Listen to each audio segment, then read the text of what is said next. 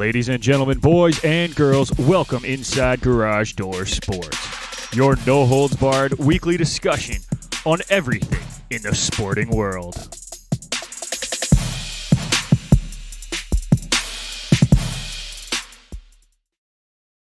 That's right, folks. We are back. Nick McVicker, Kyle Vardy, Irfan Manji, to bring you, well, another week of sports talk.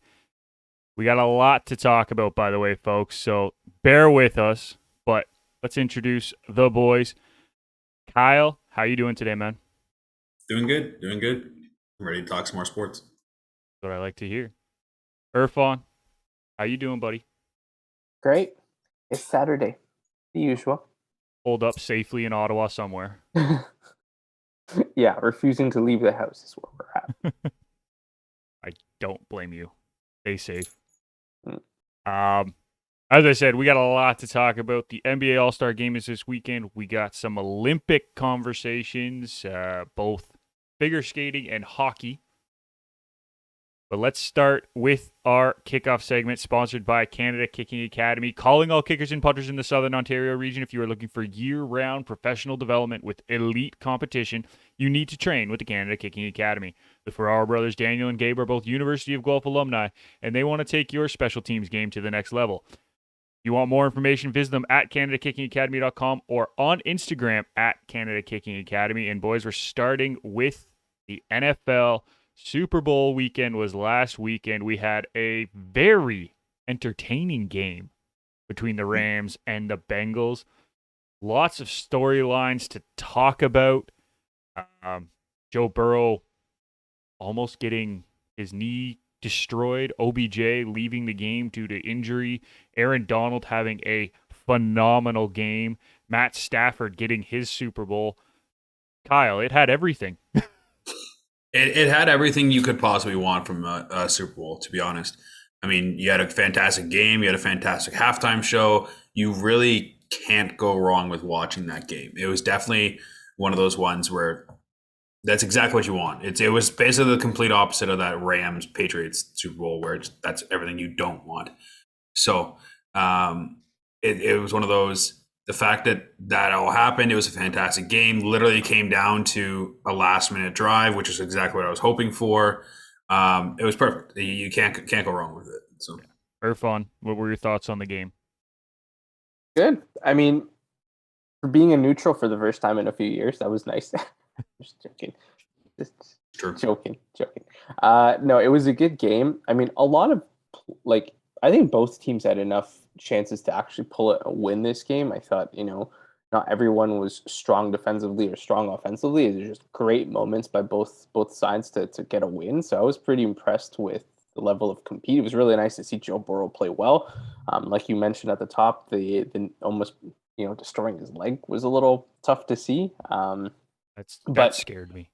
Yeah, I mean, it was ridiculous how the Bengals defense did not protect him for most of the game. Like, what was it, 19 sacks through the whole playoffs or something like that? Like, that's just a ridiculous thing. Like, I think that's one thing the Bengals need to concern themselves with the offseason. I know that's not what the Super Bowl was about, but I mean, that was the biggest thing that kind of stood out there was, are you kidding me? Like, how are people getting to your quarterback and your young quarterback who missed most of the year with an injury last season? So That was and to be honest, it did come down to offensive line because if you actually, I don't know if you guys saw the actual last play, Jamar Chase absolutely burned Jalen Ramsey and was wide open by probably 15 yards.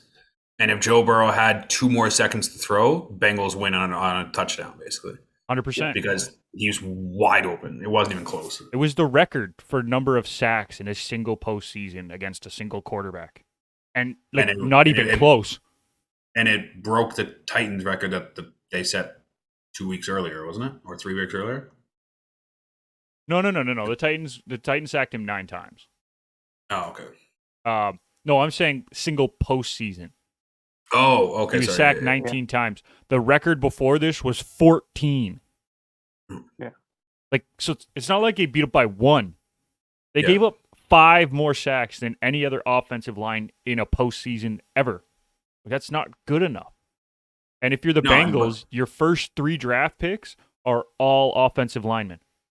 I don't know about that, to be honest. I think I think the first round pick will be for sure, but I think they have to address it in free agency. I don't think this is the type of team that is going to rely on a rookie tackle. I Right. think I think this is the type of team that needs to get a younger 27-year-old guy or whatever who's been there in the league a couple times, but is dependable, who can can be your left tackle and block his blind side. You know who would I be a look. nice addition to that team? And I know he might not be playing next year. He's trying to decide on his future. But what about Laurent Duvernay-Tardif? He'd be a nice addition to that offensive line. Yeah, wasn't he playing guard though? Honestly, they need all the help they can get right now.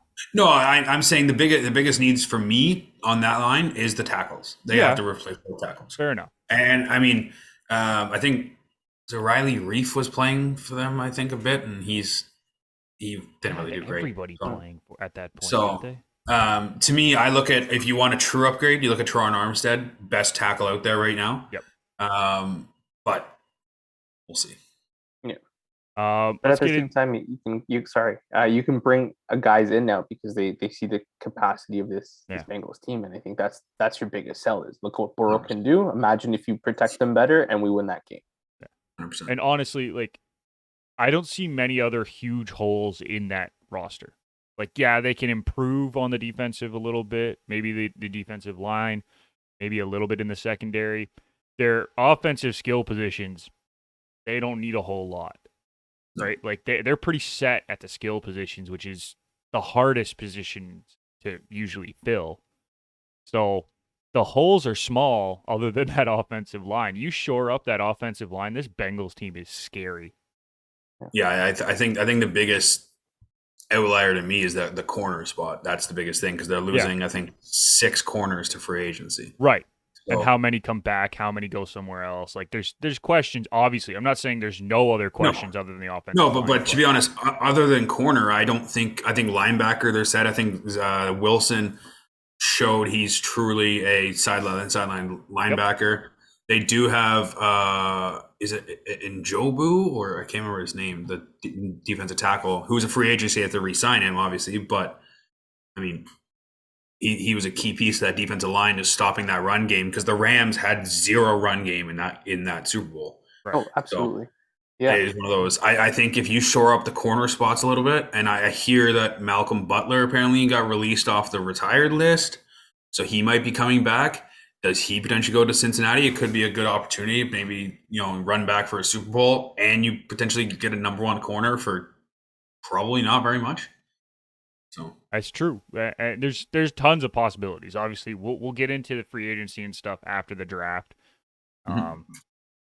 Let's turn our attention a little bit to the Rams. We've talked a lot about the Bengals. Let's go to the Rams side, and honestly, watching them celebrate was tear jerking at some points. Aaron Donald with his kids in the confetti was adorable. Matt Stafford, same thing, seeing him with his wife, seeing him with his family after everything that family has gone through. Obviously his wife with the diagnosis and fighting that, coming out up better on the other side. Stafford having to deal with the Detroit Lions for 12 years. Right? It was kind of just heartwarming to see them after, right, Irfan? Very much so. I mean, we talked about it last Saturday where if it was the conversation between elite and great top tier. Maybe we should pose this question to Kyle after, but yes, it was really nice to see how a guy who struggled in Detroit. What do you give? What happens when you give him decent wide receivers and tight ends and struggle is a very loose term. He actually had a lot of success in Detroit. Right, but I'm just saying that the Lions collectively weren't a team that you look on paper and you go, you guys don't really scare me. Maybe, in their division, teams were, weary of them because they understood how good Stafford was. But aside from their division, you probably be like, it's the Lions. What are you going to do, But now you give him, Cup, you give him OBJ, you give him all these different weapons, Akers on a run game, even though the run game wasn't very good. But you know what I mean? You give him all these good players and they're capable of winning it. So, I mean, if he retires now, I'd be very happy for him, but if he continues it back, it'd be interesting to see if he can double up. Yeah, I don't think he retires personally, but it's possible, obviously. He's on a team that can actually win the Super Bowl. He's going to milk the shit out of it if he can. He's going to be like, all right, we're going to win. Done. No problem. I'll stay here. Yeah. Oh, wait, everybody's leaving? Okay, I'm gone. Exactly. It depends on who they re-sign. If OBJ he's got another resign, year under contract anyways. So yeah. But if OBJ and Miller resigns, he does not retire. If they don't, and the question marks are starting to arise, maybe he goes out on top. But I don't see it happening. I think the Rams are going to re-sign most of their guys and try to run it back. We'll see what happens with Donald. I think that's the biggest question. Well, Donald already said if you re-sign OBJ and Von Miller, I'm back. So there's your answer. You have the formula to bring Donald back. It's very simple. Well, and I think it's going to be very interesting to see, what money that is because they don't have a whole lot of cap space. So right. It's going to come down to dollar value versus actual value. So we'll have to see what goes on with that. I mean, I said this before the Super Bowl. I think this was the one of the few Super Bowls I didn't care who won. Yeah, I mean, we said that it was one of those ones where it's like, if either team wins, good for them. If Cincinnati wins, first time in franchise history, congrats. Right? If the Rams win, finally Stafford got out of Detroit, wins in his first year out of Detroit. Funny how that works. So, it's amazing. And then OBJ, obviously everything that went on with him, congrats on the win. Like I had no problem with either team winning. So I think it's one of the few times where it's like, hey, I have no issues. Can celebrate the Super Bowl, no problem, like that type of stuff. So, I mean, I will say this: McVay called a terrible game, and the Rams probably should have lost that game. But that's a different story. I want to touch on OBJ quickly, and then Irfan, you can pose that question to Kyle that we asked last week. Sure. But that was tough to watch. After everything that he has gone through, after dealing with the circus that was the New York media, and then going to Cleveland and having all of this put on him that they were struggling when it looks like it wasn't his fault necessarily. And then going to the Rams, having so much success, getting to the Super Bowl. And halfway through, what was it, the first quarter or the second quarter? I think it was the second quarter. First half, regardless. He goes down on a non-contact injury, torn ACL. And when he came back out onto the sidelines in street clothes, you could see that he had been just destroyed in the locker room, crying, everything, sure. Right? That is hard to watch. To see him celebrate was great. Do you think the Rams bring him back next year? We have Dexy65 in the comments saying that he won't be back because he's going to miss the whole year with the torn ACL. He's going to miss time, obviously. There's no doubt about it. But if he will play at some point next year, which I do think he will, ACL returns are usually about 9 months now for these elite athletes in the NBA, NHL, NFL. Yeah, he won't miss the whole season. To be honest, he'll be probably back by middle of the season. I would say October. Which is week 7, week 8, which is literally... Depends on when in October, but yeah. Yeah. So to me, I would say that do re-sign him. My biggest thing is he okay with being the number 3 option? I guess that's my biggest thing. Because Robert Woods is coming back and he is the number 2 option, and Robert Woods is a superior wide receiver right now to OBJ, and I don't think it's close. So then the question then becomes, can they do a 2A, 2B sort of thing, depending on the game, right? Depending on what they need, because they're 2 different receivers, right? I agree that Robert Woods is probably the better receiver out of the 2 of them, but some games, they might need somebody like OBJ to open up the game, right? So is it sure. Can they pitch to him being a 2A, 2B sort of scenario like we see in the NHL all the time with tandem goaltenders? Yeah, I think the only difference is it's not a 1A, 1B, it's a 2A, 2B. Exactly. So somebody gets that third option, which isn't always ideal because Cooper Kupp's on the other side and he is going to get the lion's share of targets. Of course. It's simple as that. So it's going to be one of those, if he, obviously he'll be out for at least probably half the year with an injury. So it's as long as he's okay with coming back, and maybe that helps him being the third option when he comes back because he doesn't have to go all out and be the number 2 wide receiver. He can take his time, come back slowly, and do it that way. Maybe that works out better in his favor. And plus, probably works out better in the Rams' perspective because it'll be a cheaper contract because he won't be playing half the season. Exactly. So, I mean, I do think he'll probably will go back. And there's probably potentially better options, but who knows? Irfan, anything you wanted to add on that? Or? Yeah, I think going to the game, when OBJ made that touchdown catch, I was like, holy shit, is this guy going to be the MVP of this game? Because like he was like it was running, looking like it there for a zagging, while. right? Like he was carrying, like he, Mhm. like I think the Bengals defense had a much harder time when OBJ was on the field because then they were like, oh, we have to pay attention to 2 really good guys. Yep. And they were letting him go. That was Yeah. the thing because they were more scared of what Cooper Kupp could do, and then realized that OBJ was actually having a good game. Yeah, and so like up until his injury when he was about to whatever, I was like, holy crap, is this guy gonna be MVP? And he was on his way to probably being one of the most valuable players in the game. Absolutely. Right. So, but in terms of off season, I mean, I wonder where his actual like what team he fits in well with. Like we saw, like in a short sample, he was good with the Rams, but we also saw that in Cleveland where he was good for a little while, and then things went bad, or in New York when things were good for a while and then things went bad. So is this a trend or is he just in a different environment? So I mean, I'd keep an eye out for that, and I think the Rams have the upper hand in any sort of negotiation if they decide to keep him. That we're gonna let you come back. Let's say week 10 because that's give you time to get back into week 10. Work your knee in, whatever, and you don't have to be the biggest guy there, and you just prove to us that you're a teammate. So. Yep. I mean, I like to see him come back and play well because he's a very good player. It's just it's that trend we talk about. A lot of athletes currently who are great talents, but then they have that attitude thing, or they don't gel with the team very well. And talk about James Harden is what I'm thinking of when I say that. But you know what I mean, or Ben Simmons. So I was gonna say the 2 people that just got traded for each other. Yeah, basically.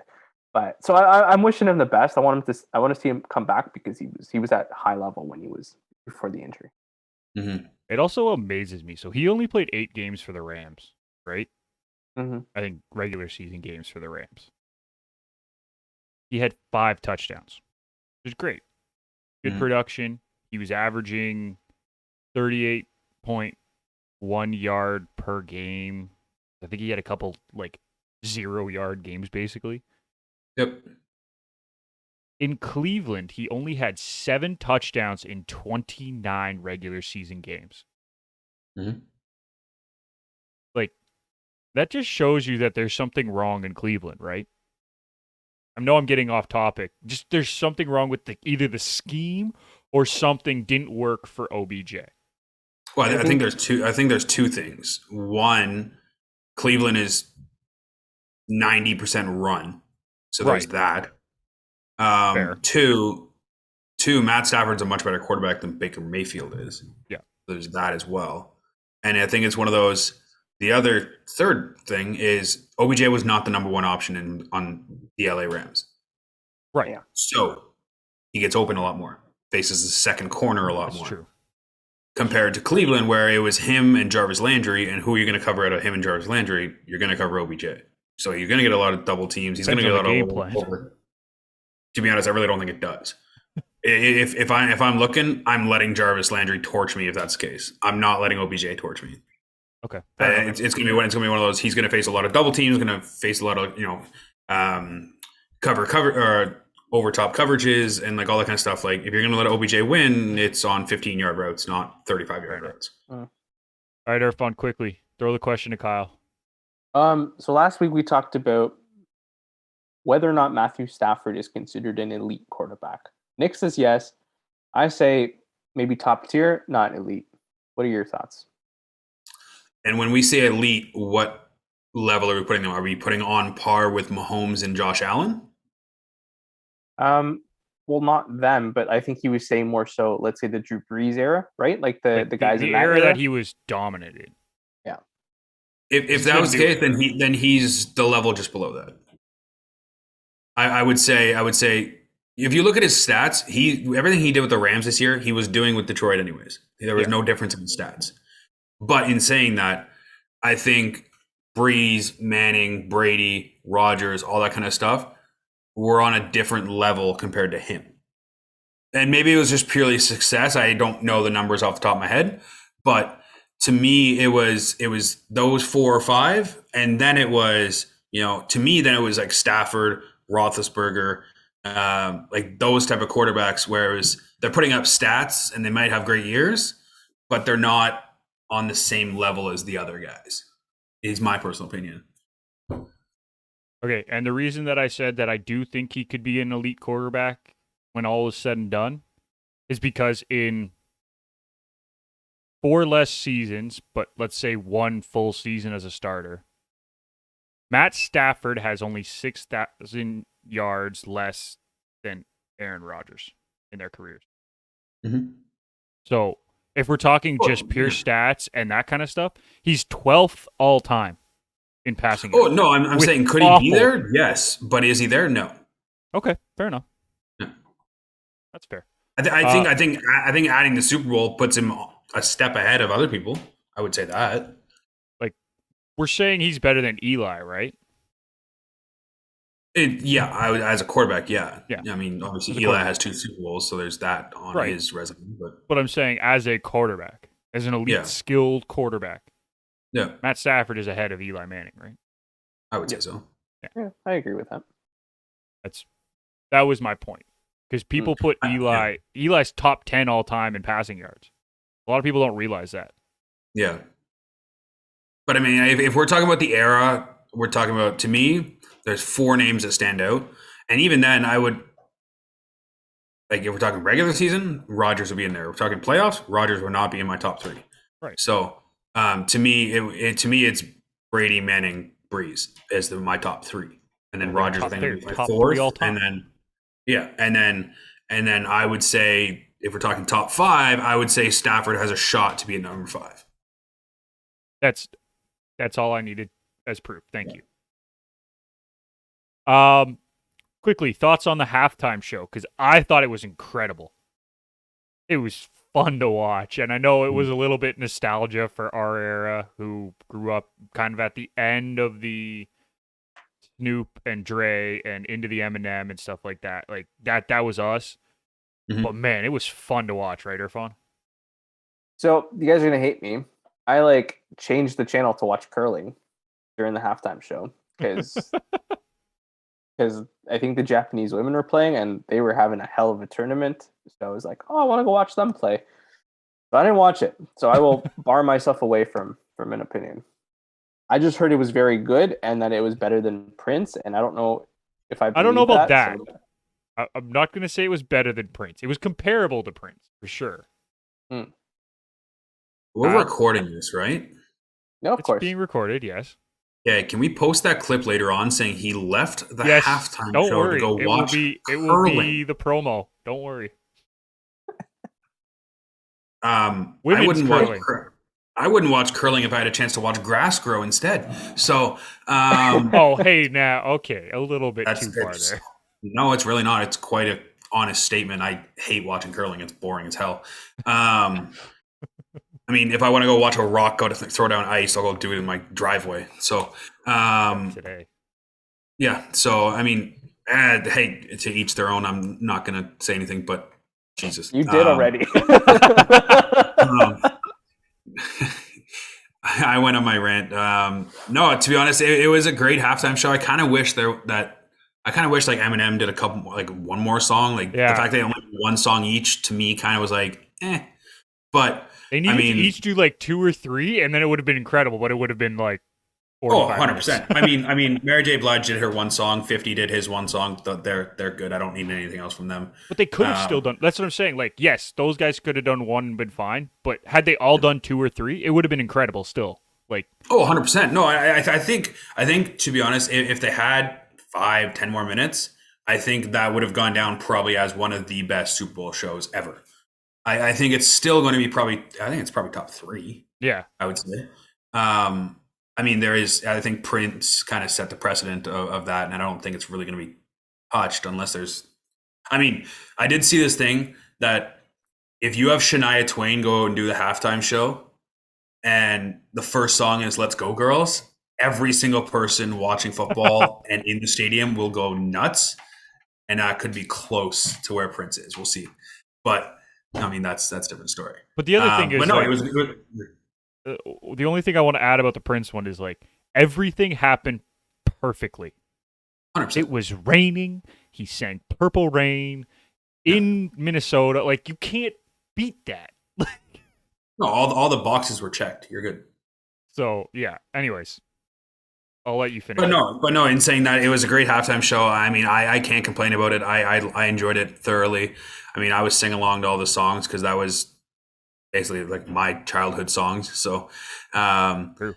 And it was one of those I wouldn't change it for the world. I mean, as I said before, it was a fantastic Super Bowl, fantastic halftime show. Can't go wrong.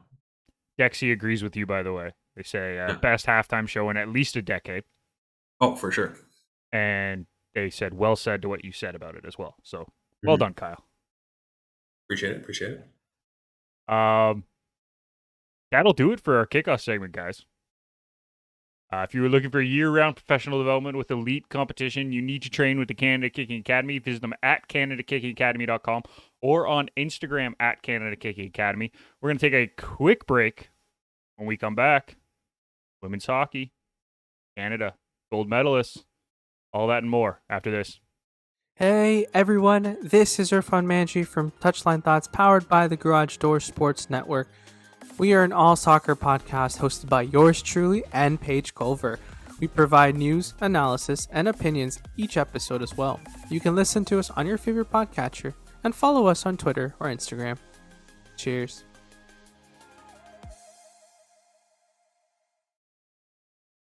Nick, Kyle, Irfan, back. Let's get right into the Olympic conversation. And boys, Canada, gold medalists again in women's hockey. And honestly, it was the whole tournament Canada dominated. But they beat the U.S. 3-2 to take the title back. Irfan, what did you think of the final? Good start by the Canadians. So I didn't watch the game live. I made sure to turn off my notifications so I don't get anything, and I watched the replay the next night after work. I thought, start Canada was good. I thought the U.S. started to pick it up a little bit, end of second, parts of the third. But one thing I'll say, maybe it's an unpopular opinion here, but all 5 goals probably shouldn't have gone in. They were pretty I thought they were pretty scrappy. Like Marie-Philippe Poulin's both shots, like they took a little bounce. I thought Sarah Nurse did a great job with setting the screen and then beating the goalie. Like I thought the American netminder let in some softies. I also thought like the first US goal on the rush, they kind of like left the middle of the ice. I think Canada kept doing that throughout the game, was like trying to push it to the side, but then not following the skater in the middle of the ice. And then obviously the second American goal, it's everyone's kind of overloading in front of the net or crashing the net. So I mean, yeah, all 5 goals, they were scrappy, but I think other than that, it was good hitting. It was good passing. I mean, you kind of see who the elite players on the Canadian national team are, as well as the American national team. I'll pose this question to you guys. If Brianna Decker was healthy, is this a different game? Yes. Yeah. Not by much. Not by much, No? but it's a different game. Does Canada still pull out with a 3-2 win if Brianna? You think so? Yeah. Yes. I mean, you have to put this into perspective. It's a 3-1 game. U.S. scores with 10 seconds left. Yeah. So it shows it's 3-2. It's not really a 3-2 game because it was a 3-1 game until like the goalie didn't have her stick.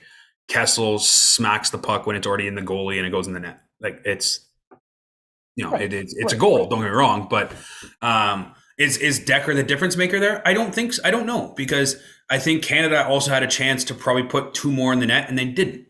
I mean, they had the one goal where it was offside and it was a blatant offside, but in saying that, it was a nice goal in that one. And then they had a couple other chances too. So it was one of those. I think this was Canada's to lose. I think it would have been Decker would have made a difference, sure, but maybe we're talking about 3-2 with a minute left and not 3-1. Maybe it's like that's the difference, or whatever it may be. Sure. So, I mean, would they have a chance to go to overtime? I would say yes. I would say probably maybe push it to overtime if she's playing. But I think Canada was the better team out there. For sure. No, I was just it was a curious question because I mean, Brianna Decker has been one of the best American players for quite some time. So, like, you put an elite player in there, does it change the game? And these are all what ifs. I mean, Canada 100%. deservedly won this whole tournament. They were the best team from prelims into this final game. Just the youngsters in this team mixing in with the veterans, and you see the love that the team has with each other, especially during the gold medal ceremony. You're like, dude, this is the environment that you want to be in because it brings them back to gold. 100%. Yeah, and we're talking about a team who won their quarterfinal and semifinal games 11-0 and 10-3. Right? Like, they dominated all the way through. And I thought they actually dominated the game against the U.S. I know the shot totals were heavily skewed toward the U.S., but Canada was all over them. Well, first to the puck for maybe 90% of it. Exactly. Yeah. And, I mean, the other thing is a lot of times shots are skewed when you're losing the game, too. And that's the other thing. And how many of those shots, like the U.S. threw 40 shots on Anne-Renee Desbiens. How many of those were from the outside and not dangerous at all? Like, Canada did a great job isolating that center of the ice, as you said, Irfan. They did a good job pushing everyone to the outside. And it worked because that's what you want to do. Like, that's the whole point. Yeah, no, it was a good game. You saw a couple of Amanda Kessel shots from weird angles because there's nothing to shoot at. You saw Cofield Scoyne, doing her thing, and you're like, that's not going to work. Desbiens just positionally was really good. A bit of controversy. I know you mentioned 11-0 and 10-3 as scores. There was a Toronto Star writer who said that women's hockey should not be at the Olympics. First of all, idiot. Second of all, what do you guys think of that? They're wrong.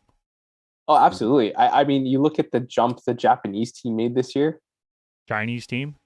You saw, Sweden and Finland are just getting better every year. Like, the commentators are like, this player was fantastic. Look at their stats in their leagues, blah, blah, blah. Like, I don't know. Is it a two-horse race? So I understand where he's coming from. Don't get me wrong. I understand it. Lady. Sorry, my apologies. Yeah. I understand it. It's a two-horse race. I get it. And it's not close. I'm sorry. People can say it's close. It's not close. It's getting much closer, though. Like 4 years ago. Oh, sure. Finland was there. Canada lost to Finland in the World Championship. What, 2 or 3 years ago? Was it 2019? But it's also one of those. It's not that close, and I get it. But you also can compare it to like the biathlon. It's Norway wins it every year. Are we going to cancel that? Norway comes top 3. They get a gold, a silver, and a bronze every year. Are we going to cancel that because only one country wins? No, we're not going to do that. It's very similar. There's sports that are always dominated by one country or two countries, and it's simple as that. It's just, I would have said before, could women's ice hockey be what curling is now?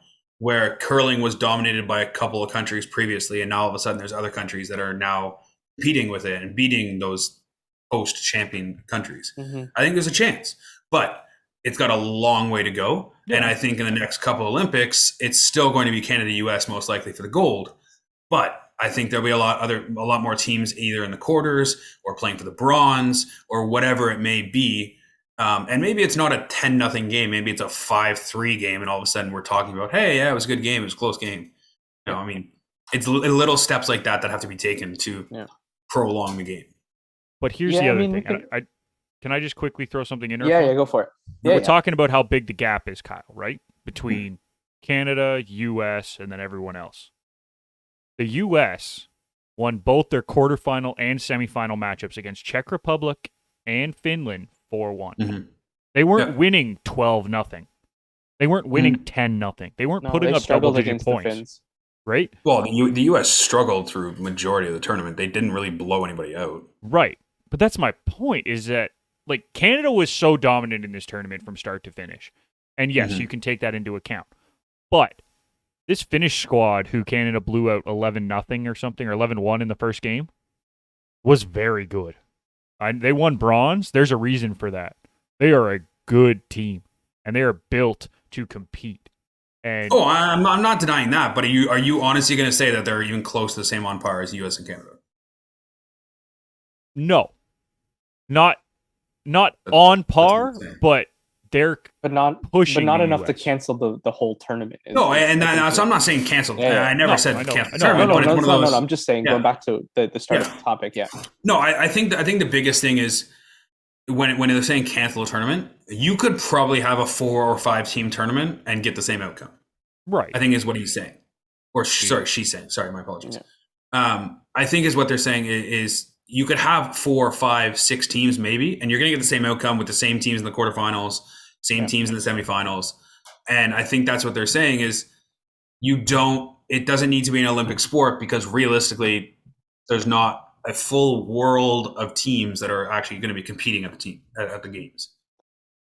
That's what I'm trying. Obviously, I'm playing devil's advocate right now, but no, and that's fine. And I think the argument ends up being is you look at the incremental improvements from every other country. They understand what they need to do. You know, the women's team, they spent an entire year together, and now you're hearing, that's the next step for a lot of these European countries to do the exact same thing to build that cohesiveness. So yeah, maybe in 4 to 8 years we're going to have closer competitions, but well, I think the biggest thing is investment. That's the biggest thing, and it's coming. Like the Finnish national team is investing into women's hockey. So are the Swedes. So are the Japanese now, because they've recognized that it's a sport that a lot of the younger athletes are following. Right.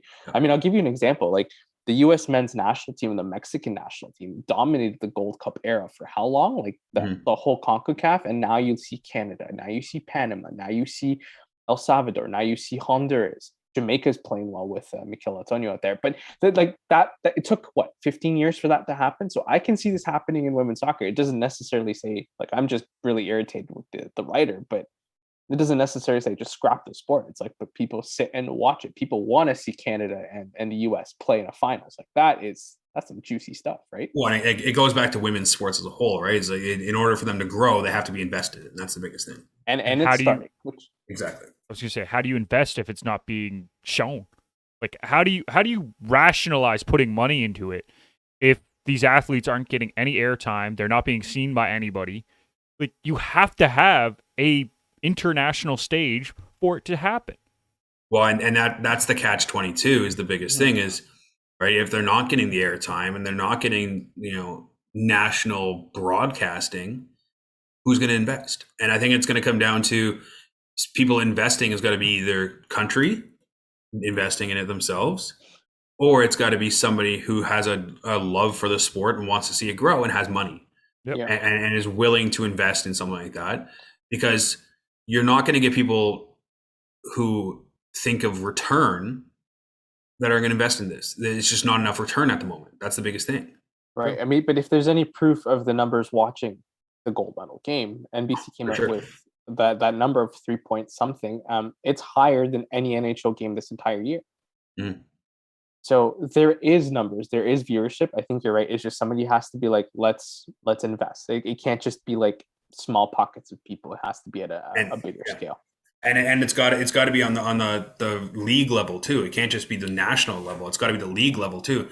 I mean, and I'm not going to get into it right now. We can have a chat for another time. But the women's leagues have to figure it out and figure out how to come together and actually make a legitimate league rather than two rebel leagues that are, well, we don't have the best players, but we have our players. You have to. You literally just showed the best players playing for each country got record numbers for views. If you have the best players playing for teams, chances are you're going to get more views. Right. Sorry, just simple as that. Well, did you see the numbers? Like, the number of people watching in the U.S. was incredible. Yeah, 100%. So how do you grow the game? You let them play on TV. Well, they have to come together as a group, because there's no way somebody's going to support either one of like the leagues that are. Yeah, no, that was a topic that I actually wanted to bring up, and I want to know, like, we need to grow the game more at a professional level, not an international level. The international game is big enough, right? And it's growing across all of these nations, as we said, Japan, China, huge tournaments. right? The Czech Republic looked very, very good, right? Mhm. Finland, Sweden, obviously, we know what they are, right? Like there was been good progress made at for all of these teams. Yeah. The international level isn't the biggest concern right now. It's the professional level, especially here in North America, where we have two different leagues. I don't even think you can technically call the Dream Gap Tour a league, right? No, it's not. It's It's a a tour. rebel tournament basically. It's a tournament. It's a tour, Yeah. right? They're going around like the PGA Tour does. Yeah. It's not a league. And we're now at the point where we have the PHF and the Dream Gap Tour. And they're taking viewership away from each other. And you're Mhm. not having the top players play against each other. Right? They're all No, over. And that's a problem. Well, and that's what people want. They want to see the best players go up against the best players. They don't want to see, well, this person has, is up and coming. It's like, sure, you want to see up and coming players, but you also want to see the best of the best. Yeah. And it's a problem. It's a huge problem. And they Yep. need to get that figured out if they really want to take women's hockey to the next level. They need a centralized North American league as opposed to 100%. two opposing leagues at this point. Right. And I think that's more of an internal issue right now versus trying to figure out the foundations. But it'll come. I mean, fingers crossed for that. I think it'll come. Just it's taking some time. Fingers crossed, because they need it. I think they really do need it. Mhm. I think if they have a proper league and they get those air times that Kyle keeps talking about, I could see myself and a lot of other fans just being like, "We're waking up for this game. We're watching this game. This is a thing. This is a big game." Well, if it's in North America, they can put it at good times and we don't have to wake up early, okay? Like, you don't have to wake up at 7 a.m. to watch it. But no, I agree. Like, I could see us just, if on like a Thursday, Friday, or whatever, just hanging out, putting the game on and just chilling, right? Like, that's what we do for the NHL now. We don't like focus on it all the time. It's usually on in the background most of the time for us, right? And that's fine. That's how sports can be. And that's how it should be. Yeah. But even then, for these ones, like I feel like you'd actually want to watch them because you don't see it very often. The NHL eventually gets boring after a while, but like women's hockey, you don't see it all the time. It's something new. It's really, to be honest, it's something you see every 4 years at the Olympics. That's the only time you see it. Yeah. Or the World Championship every other year too, right? Yeah. Like that's the only times. Yeah. It's tough. You know when it's not canceled anyway. Back to sorry, Shaw. I just saw the double IHF president walking during the medal ceremony, and I'm like, I don't want to look at you, bro. Well, they announced that the women's under 18 is going to be played in June, and then the men's World Juniors is going to be played in August. So Fine. That's positive. Yeah, sure. Can we give a little love to Sarah Nurse though for tying Dr. Haley Wickenheiser's record of 17 tournament points? Like that was 100%. Yeah. Absolutely. She was incredible. The whole team for the Canadians was just impressive. Top to bottom. Everyone contributed. Every single player had a point. Mm-hmm. Right? Like, that's just impressive. Nurse was incredible. She wasn't even supposed to play on that top line. Got boosted up because of Daou's injury. Mm-hmm. And then Clark's pull because of an inconclusive test in the one game against the Russians. Because Clark was going to take Daou's spot, but no, the Nurse had to be elevated up to that line. Sarah Fillier looked incredible as well. Let's not take that away. Jamie Lee Rattray, who was supposed to be the 13th forward, I thought she was impressive every time she touched the ice.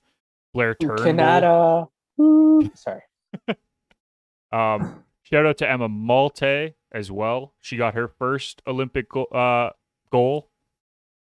It was in the semifinal, right? Good. My buddy is it's his younger sister's Emma Malte, so I got to give him a shout out, Matt. Like, it was just fun to watch this team. There was no holes. They were just 1 through. How many players did they have? 22? 18. 22. I think they had 22 play in a game at some point. So, like, 22 players. It was just impressive, Irfan. Yeah, I agree. Impressive all the way through. Yeah. I was very impressed with Renata Fast, I have to say. Yes. Super impressed. Yes. Super impressed. lost. So my favorite to watch was Claire Thompson playing defense for like the first time, basically. Yeah. And all just going unreal. As I said, you could probably name every single player and say how impressive they were. Yeah. Well, and the fact that Claire Thompson was playing defense in the Olympics when she had not played defense before, it was like, okay, cool. Yeah. All right. You could see her pace coming back was really good though. 100%. Like as a 200-foot player, yeah, it was good. Right. Le Rock also looks so good on D. And Renee Debian looked incredible. Oh, she looked great in goal. And to think, 4 years ago, she barely played as the third goaltender for the Canadian team at the Olympics. Quit for, I think, over a year. Took a hiatus for a year. Yeah. And then came back. And now she's the number one. Yeah. Like, that's just impressive. And even Mashmeyer, when she was in the one game, she looked really good too. Mm-hmm. Right? Like, there was no holes. Laura Stacey. We didn't even talk about Laura Stacey. She was incredible. Right? You can't lose. Pick a player. You could find positives. It was good. Mm-hmm. Not so positive coming out of the Olympics. We're going to flip over to figure skating quickly, boys. Mm-hmm. Kamila Valiev of the ROC, the Russians. There's just a huge saga going on right now around her. The 15-year-old was caught with a banned substance in her system back in December, but was allowed to compete and is still allowed to compete. I want to talk about this first and then get into the stuff that happened this week. So, Irfan, I want to start with you. Does this make sense? Like, I know she's under the legal age, so she's a protected person. Yeah.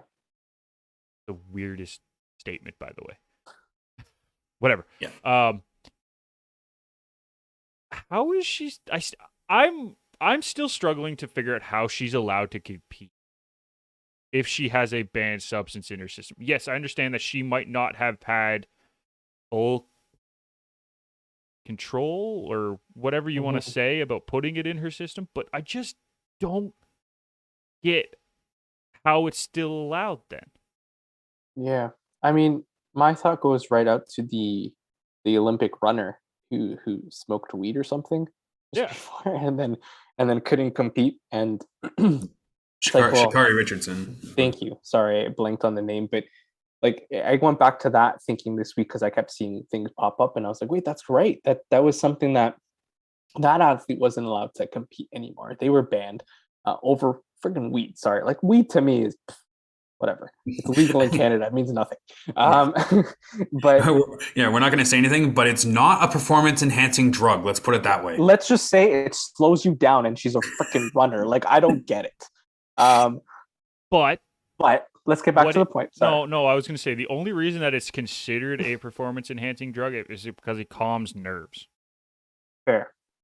It slows you down. I was going to say, yeah.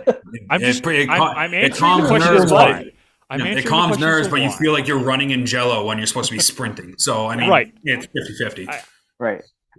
So that part where, that athlete was banned, but like they're giving this athlete a chance. And I understand being protected. I know the coaches and the doctors are being investigated by Russian and anti-world doping agencies, whatever. Yeah. But like, I don't understand how you're letting this athlete go. Like, if they're going to clear her, sure. But it kind of just seems like they don't want trouble and they're just letting it happen. She didn't win her individual skate, which was a 4th place finish.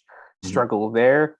The coach was visibly unhappy. Like, it was not a good scene. But like, if you're going to set the precedent for one athlete or many athletes, this is the rule. 15 or not, coach's fault or not, just stop it. Just don't let her play. Because I think the issue coming into this now is the team event, right, guys? The team event, the Americans are appealing, going, hey, hold on. Like this is illegal.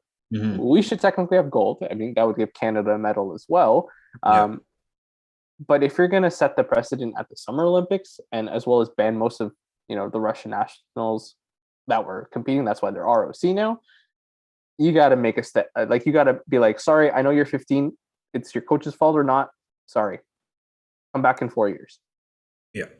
And I get what they're doing because they're like, well, we don't want to ruin a 15-year-old's dream. But it's like, sorry, like you can't have two precedents based on different Olympic times in the year. If one can't compete for weed and it's a banned substance, and one can't compete for a ban, or one can compete with a banned substance, something's not adding up. Like, that just doesn't make sense. Here's what really bugs me. The substance that was found in her, that she tested positive for in December. Again, this isn't testing positive after the event. This is in December. Is the same or one of the substances that the Russian Olympics Committee was banned from Olympics for. Yeah. Right. So you're not letting an entire country fly their flag at the Olympics. They're banned from, was it 3? Is it just 3 Olympics? I can't remember off the top of my head. I can't remember how many they're suspended for.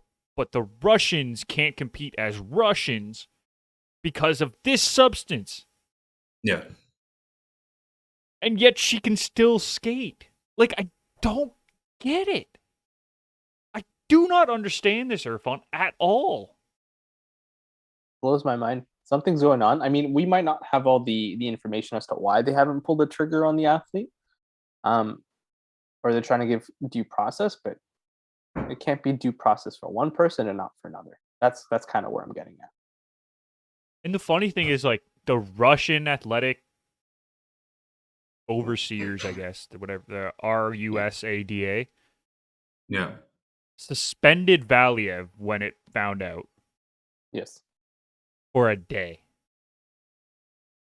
One day. Yeah, because they And appealed and canceled the suspension.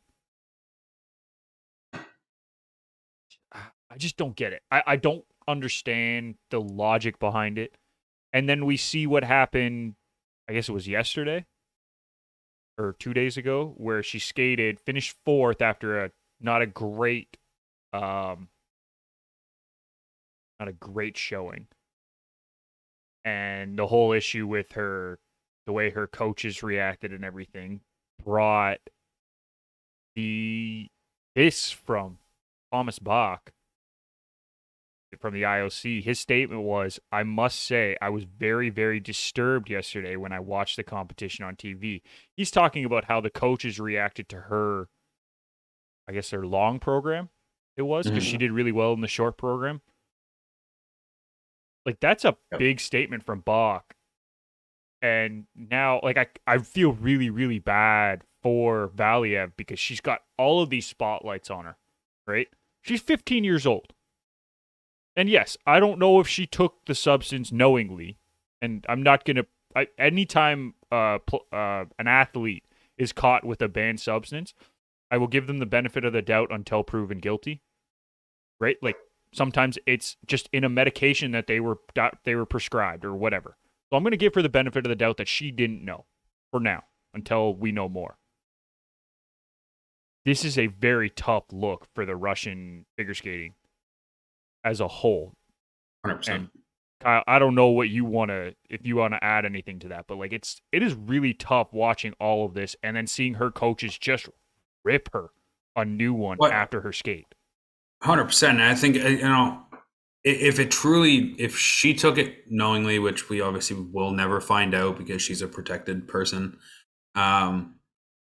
it's one of those, if the coaches are making her do this and then she falters because all of this pressure on her, it's on the coach. It has nothing to do with her. And I feel bad for her. And it's one of those but it's one of those things where this can't happen. And your country, as you said, a country has already dealt with this once. You can't be getting caught with it again. It's simple as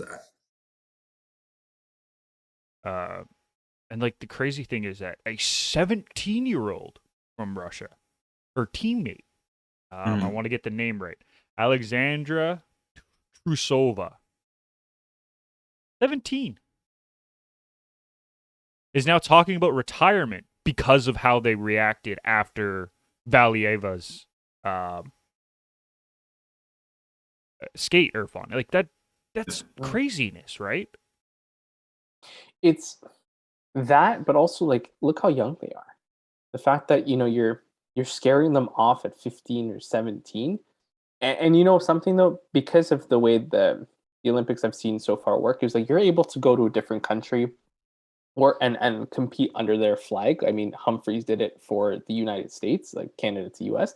So I mean, and a lot of figure skaters have gone from Russia to Germany or Germany to France, something like that. So we can see these young athletes retiring from the Russian team or under their flag and move to the US or move to another country. So I mean, that's still an opportunity, but it's just disheartening to see a 15-year-old getting so much spotlight for something that sounds like a medical condition, in my opinion, and also the 17-year-old coming out and saying that, hey, like I want to quit, like I want to retire. Like that's, to me, that says something that the culture within the Russian figure skating team In a is lot of figure toxic, or skating it's teams.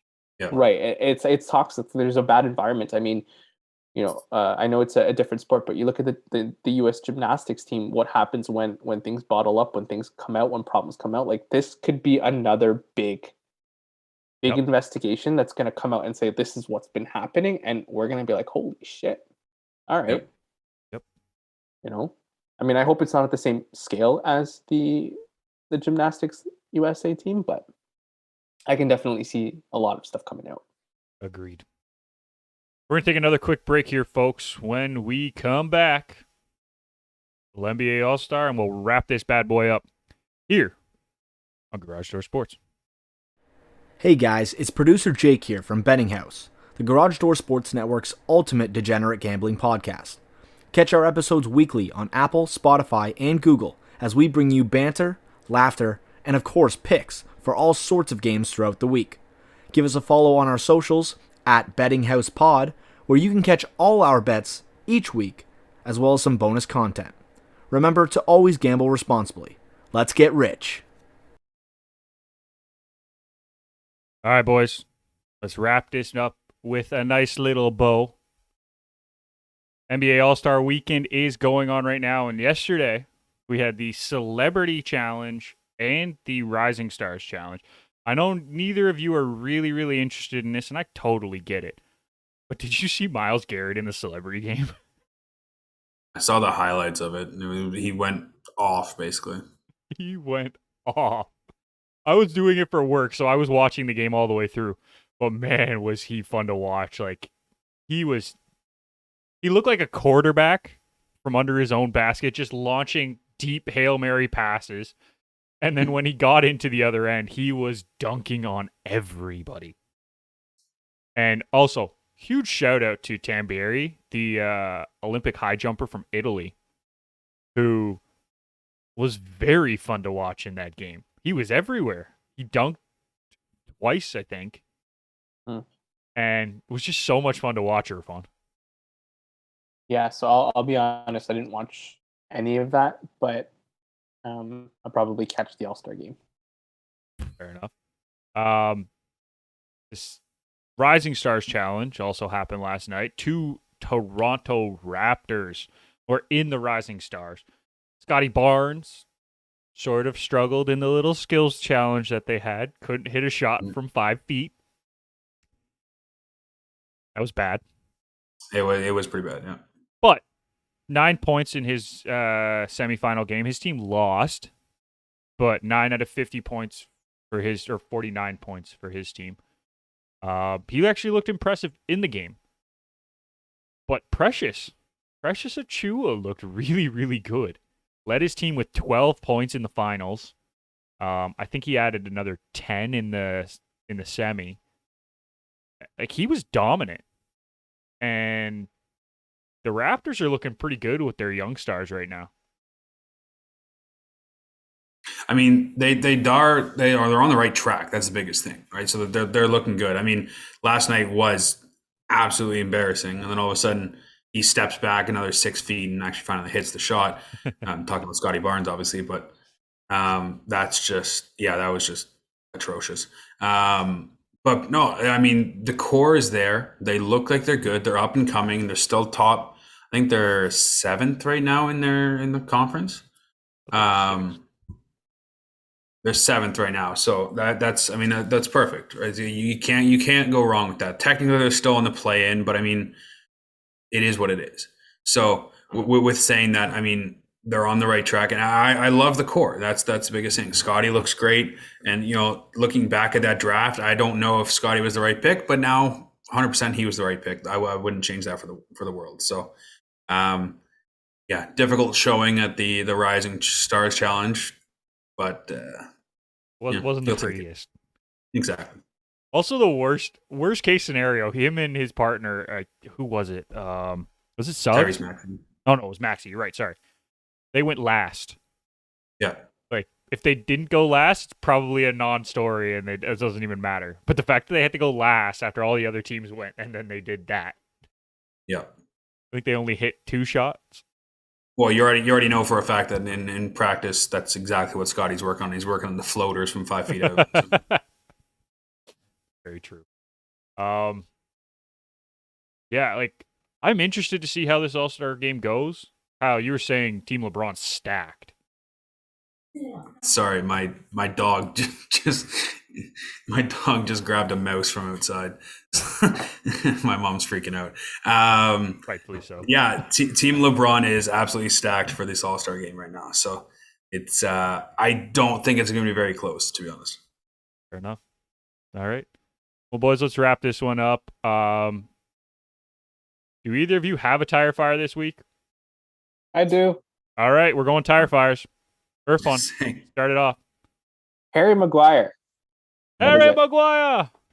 That is it. I don't think he'll be a United player for very long. I do. He's just getting turned inside out, just losing the ball in long places. Yeah, it's a little unfortunate. And that's why he'll be a United player for a while, because no one else is going to want him. Well, they're going to lose him for like 20 mil or something. I honestly think it's going to be a free transfer. I don't think he's going to get to the end of his contract. Or he'll be a Phil Jones and just sit on the bench for the next 5 years. So he'll be a United player. Thank you. Yeah. That's my point.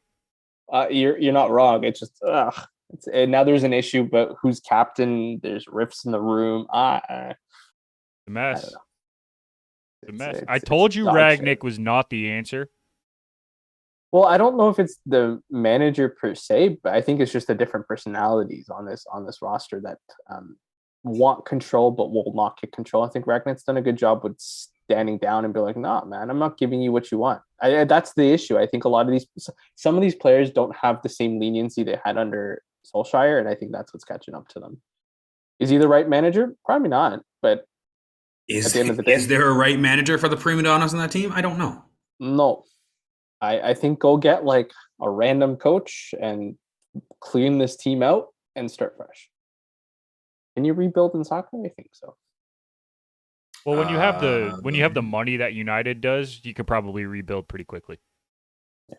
Did you see the stat of how much teams are paying per point in the Championship? Yeah, I saw that in the Premier League. Yeah. That's just embarrassing for Man United. Yep. Yeah, that could be your tire fire or it could be my collective tire fire: United and Maguire. Well, it could be the fact that Liverpool and Manchester City combined are just over half of what Man United is paying per point. Yep, it's bad. Yeah, them combined is like $850K or something like that, and then Man U is paying $1.5 million per point. Yep, it's bad, which is just astounding. So, I mean, that's what happens when you draw against the Burnleys, right? I don't know. Well, I will. The only thing I will give Ragnick credit for is positionally, the team is playing better than when they were under Solskjaer. That's literally all I can give him credit for right now. That's it. Because they're not getting any more points. In fact, I think they're losing more points. But I digress. Kyle? Hit us with your tire fire. Well, I was going to say it's Liverpool, but they just scored 2 goals in the last 3 minutes to go up on Norwich. Can you stop?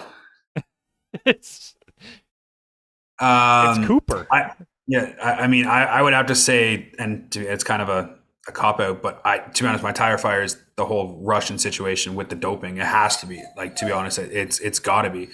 It's got to be one of those, like, we talked about this, what, Too much. 4 years ago? 4 years ago when they initially happened? No, it was like 8 years ago now. Was it that long ago? It was in Sochi. Yeah. So, I mean, like, which is actually astounding to think that was 8 years ago. I know, it doesn't feel like 8 years ago. But it's one of those, like we're having this issue again. We shouldn't be having this issue. And it seems like it's only one country that seems to be having the issue. So maybe my tire fire is the entire of Russia. Who knows? On this scale, there's Yes. only one country. There's other countries that have smaller issues. Well, and with the issue, apparently, it's political, but apparently Russia's backed off of the whole Ukraine situation because of this whole issue, and they're all getting world news, and they don't want to actually have the public understand what they're doing. So that's a whole other story. But Yes. so the whole Russian situation. Okay, fair enough. My tire fire of the week is Austin Matthews not understanding what a goalpost is. I'm assuming you both saw the video, but he was defending against Crosby. Crosby decides to go behind the net. Matthews has no clue where he is on the ice, apparently, and skates mouth first into the crossbar. Loses a tooth, at least one tooth. I think it's only one, but it was brutal. How do you... Okay, Kyle, you're a defender in hockey. Yep. 95% of the time, you know where the net is, right? Yeah. Every once in a while, you might forget exactly where it is, but you have a general idea, especially if you're about to go behind it. You know where the net is. 100%. How do you run your mouth into the net? I don't get it. I don't understand. I don't know, to be honest. I really don't know. Irfan? I just don't understand. I think you've got awareness. I mean, isn't your goalie yelling at you at one point? They're like, net. I mean, that's what my goalie used to do. Yep. When you're like around the net, it felt like there was no conversation now. No. That's just funny. Well, even that, his head was up. It's not like he had his head in his skates or whatever. His head was up. You should know where the crossbar is. He just wanted to make sure it was still intact. That's all it is. Yeah, he was so just make sure the testing the goalpost don't integrity of move. the goalpost. Yeah. Plus, he's a hockey player. He had to lose a tooth at least once in his career. All right. Yep. Let's wrap this one up. Kyle, you start us off with your final thoughts because clearly you have to deal with Cooper. Yeah, I just let him back out and he grabbed the mouse again, so I got to go out and deal with that. So, I'll go deal with that, so my mother doesn't have to deal with that. No, final thoughts. Fantastic Super Bowl. Great Olympics so far. Still more to go. It's actually the first time in a while I've actually legitimately watched some of the Olympics, and it's weird because it's on such off hours that I'm actually watching it. So, it's not as many of my personal sports that are going on right now, but I'm still watching some sports, so I'm happy about it. Fair enough. Irfan? Giving some love to DeMar DeRozan, who is the first NBA player to register 7 straight games with at least 35 points and 50% shooting. Passes Wilt Chamberlain, which is freaking great. And I'm really happy with the way his season's been going so far. So give some love to DeMar. I like that one. And not to mention, they're tied for first in the East. Who would have expected that from the Bulls? My final thought, I'm just glad we keep getting able to do these shows, guys. I love talking to sports with you guys, so it's always fun. And there's a lot going on, and I'm sure we'll have a lot more to talk about next week as well. So it's a very simple thought, I know, but happy to be doing this. That'll do it for us this week. Make sure you check us out on social media. Make sure you check out the YouTube channel if you want to watch this episode back. Also, give us a follow, subscribe. Anything that you do will help us out. If you're looking for us on social, it's at Garage Door Sport on Twitter, at Garage Door Sports on Instagram. If you're looking for us individually, it's at Nick McVicker, at Kyle Vardy, and at Irfan Manji on both. Make sure you check us out. We will be back next week with more sports talk. Until then, thank you for listening, and we will see you next time.